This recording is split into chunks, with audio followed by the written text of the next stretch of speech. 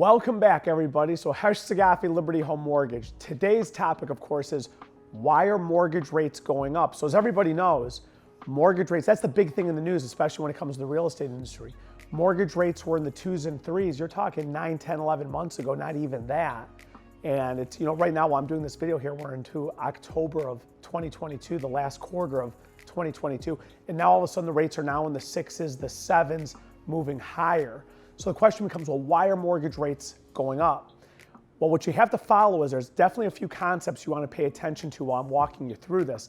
And this is just, to be completely honest with you, this is a tough topic to talk over because nobody has a crystal ball. I'm going to give you kind of both sides of the fence.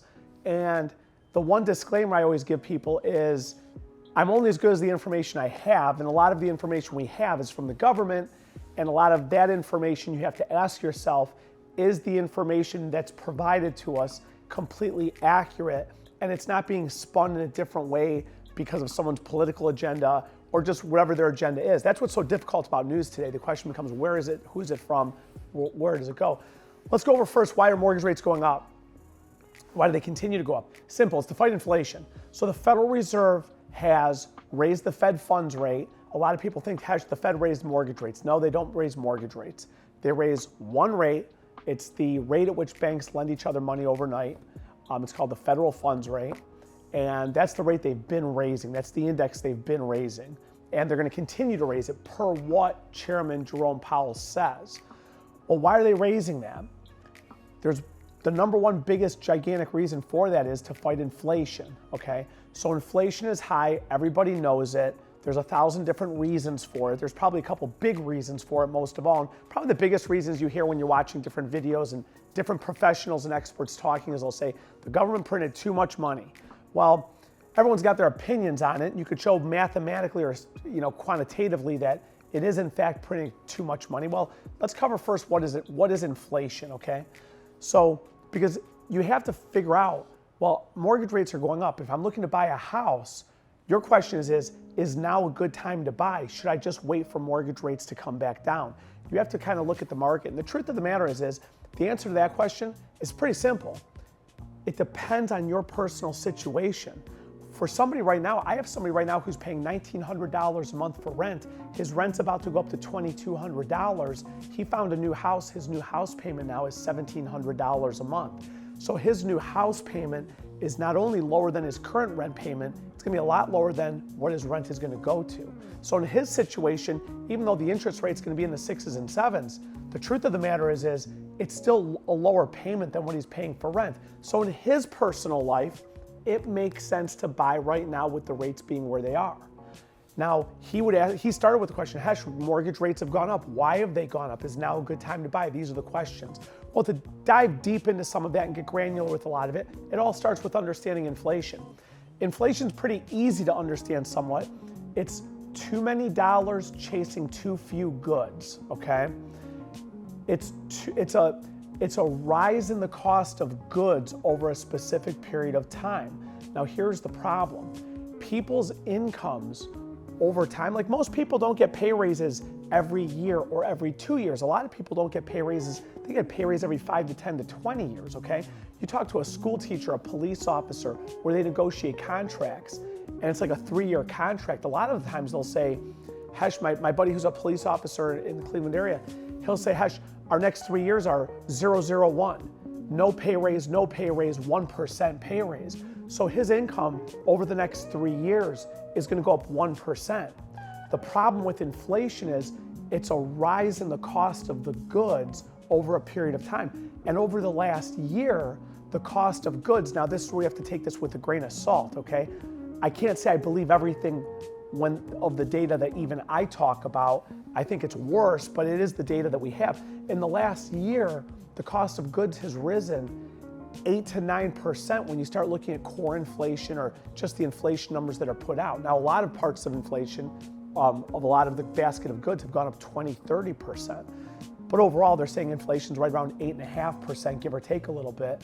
So that person who's gonna get a pay raise over the next 3 years of 1%, the cost of goods just over the last year has gone up 8 to 9%. So that person cannot keep up with the rise in the cost of goods, which really deteriorates the lifestyle they're living. So the question becomes, so we all know the cost of goods has risen at a rate and a pace that people's incomes can't keep up with. That's why it's causing so many problems. So the question becomes, what can be done to bring that down? Well, inflation's too many dollars chasing too few goods. You've got to cut back on the dollars. So how do you cut back on the dollars? How do you get people to spend less money? Now again, when it relates to the government keeps spending money. So that by itself is a huge problem, which is a different topic, and don't even get me started on that, okay?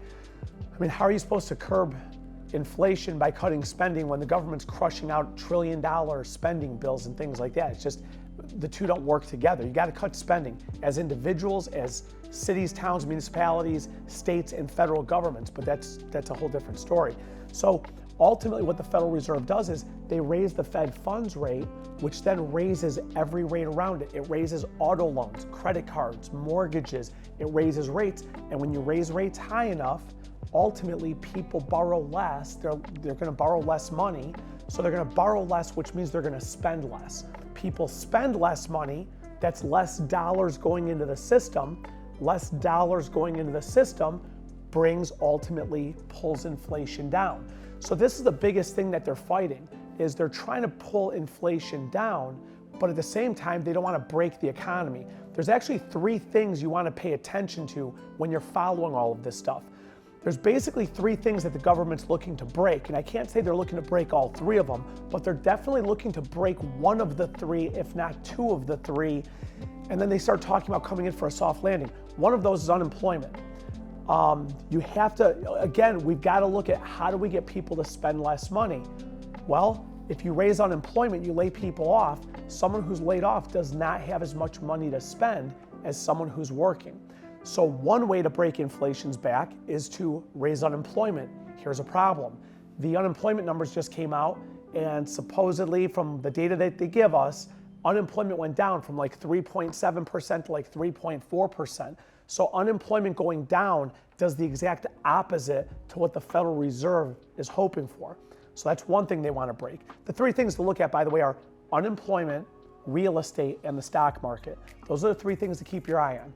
They're trying to break one of those, if not 2 of those. The problem is if you break them too hard, break them too fast, or break too many of them, you can shove us not only to a deep recession, you could damn near put us into a depression. So you got to watch that stuff.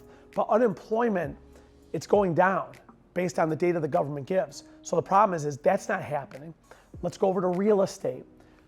Mortgage rates have gone up because the Fed has raised the Fed funds rate. Real estate is definitely slowing because of it. Now, at the end of the day, the question becomes, how high should they shove rates to not only just slow real estate, but to shove it in reverse? But you gotta be real careful with that. You start putting it into reverse, you can set us back a long time just by being too aggressive and making too many moves too fast. You have to remember also, real estate's already slowing down. So to continue to push it, at this point, might push it too deep into a negative. So you gotta be real careful with that one. But real estate is definitely slowing down. So they're trying to break one of the 3, if not 2 of the 3, if not all 3, real estate being one of them. Real estate slowing down. By the way, real estate accounts for a big part of the inflation issues we've had. As anybody buying a home out there knows, for the last year, home prices have jumped up. They've gone up quite a bit, a lot more than the historical averages. The last thing is the stock market. Now, the Dow Jones stock market's definitely pulled back, no question about it, but it hasn't had an absolute massive crash into where everything's just bottomed out.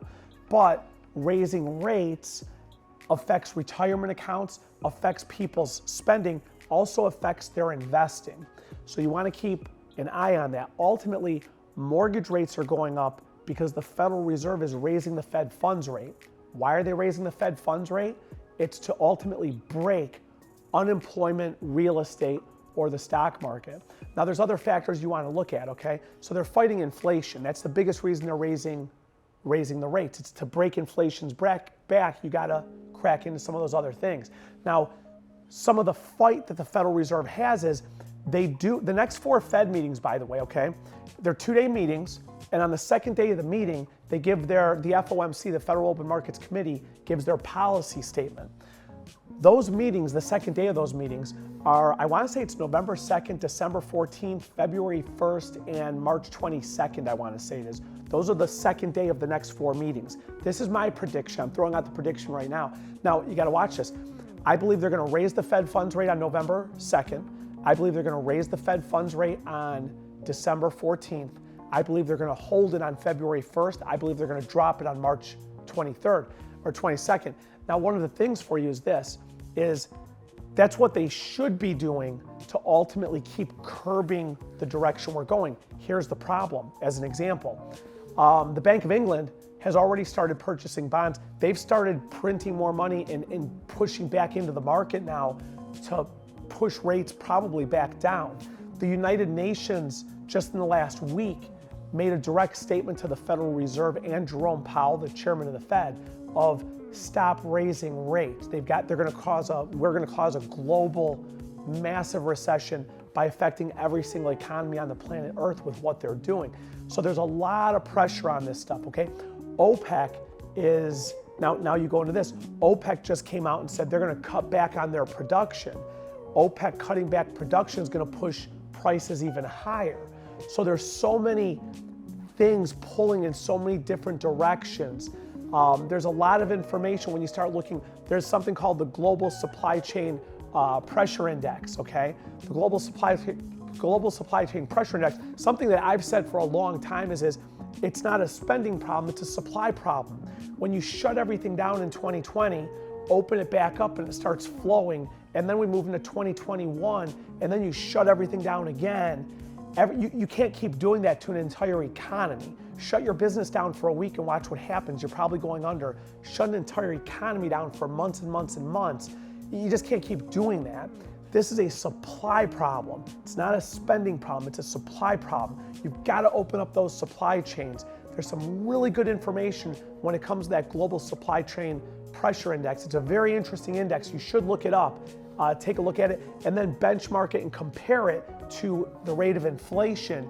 You'll see how it correlates to that, and there's a lot of great information out there on that. So I mean, the fact of the matter is the Federal Reserve should be raising the Fed Funds Index more, especially over the next 4 meetings.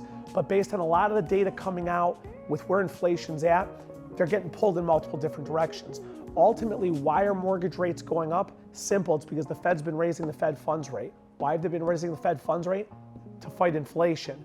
Ultimately, to fight inflation, you have to break the back of unemployment, real estate, and or the stock market. And this is the reason why you want to follow this stuff. I know it's a lot of information. I get a lot more granular on other videos also, but it's definitely something to pay attention to. And that is exactly why mortgage rates are going up.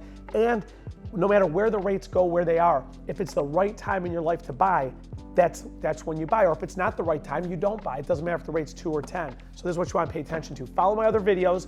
Smash that like button, share this with your friends, and definitely subscribe to my page and follow my other videos. We'll see you at the next one.